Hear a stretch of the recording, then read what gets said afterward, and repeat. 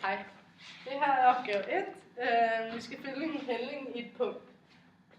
Vi starter med at have 2 punkter, og vi skal finde det i et af punkterne, det vil sige her, hvor tangent er.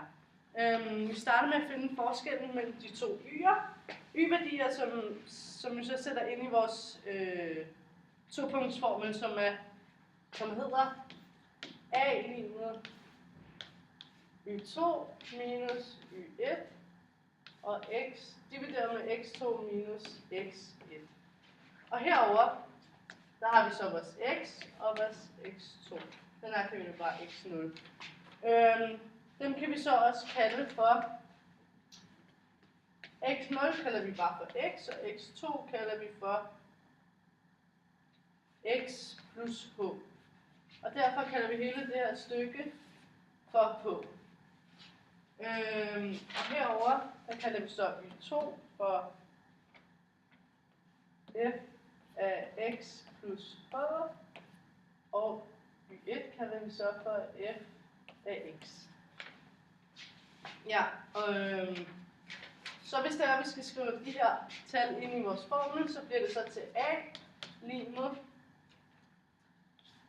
f af x, x0 plus h minus f af x0. Det dividerer vi så med h, fordi de her 2 plus hinanden, det gør h. Vores formel her, vi skal så have de 2 punkter til at gå mod hinanden. Vi skal så have sekanthældningen.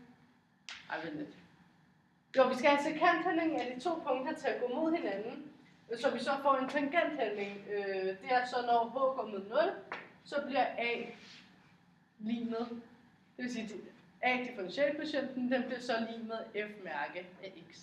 Bevis af f af x er lig med x i anden. Så vi differentierer den, og så bliver det så f af x plus h minus f af x divideret med h. Det skal vi så indsætte i vores formel heroppe. Så det bliver x plus h i anden, fordi det er f af x i anden. Så bliver det så minus x i anden, fordi det er x i anden heroppe i formlen. Og så bliver det stadig divideret med h. Så skal vi hæve vores parenteser. Så x bliver til x0 i anden, h bliver til h i anden. Og så fordi det er i anden, så skal vi også have 2 x0 h. Og minus x i anden, det bliver så stadig minus x i anden. Og divideret med h er det også det samme. Så reducerer vi den her, så det bliver 2x0 h plus h i anden, divideret med h.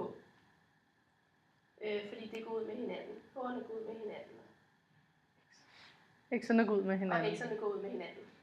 Og så får vi så 2x0 plus 2. For at finde differentialkvotienten, så lader h gå med 0. Så bliver det så f mærke x0 lige med 2x0 plus 0. Men da 0 er en konstant, så bliver a differentialkvotienten 2x0. Så er vi nået til opgave 3, og det hedder monotoniforhold. Og vi har tegnet en graf her, og vi har en funktion til grafen, som hedder fx lige med en tredjedel gange x i tredje minus x. Og derefter så differentierer vi funktionen, og det kan vi se her. Først så differentierer vi tallene. Og det vi gør, det er, at vi siger 3 gange en tredjedel. Derved får vi x i anden.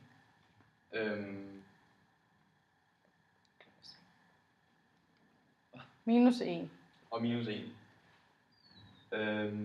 Og efter vi har gjort det, så skal vi sige f mærke x lige med 0. Og det kan vi udregne ved, at vi siger x i anden minus 1 lige med 0. Og derved går vi videre og regner videre. Så det hedder x i anden lige med 1.